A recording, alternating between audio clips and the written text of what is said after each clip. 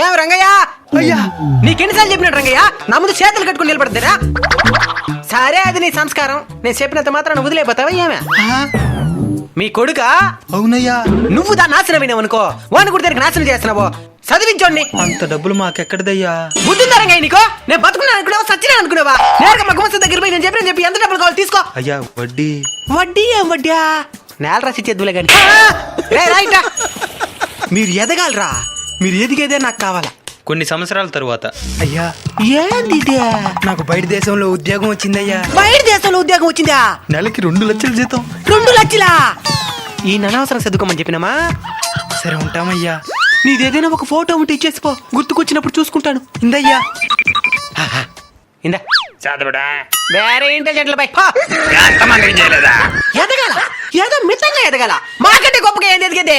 సయ్యాడికి చేతబడి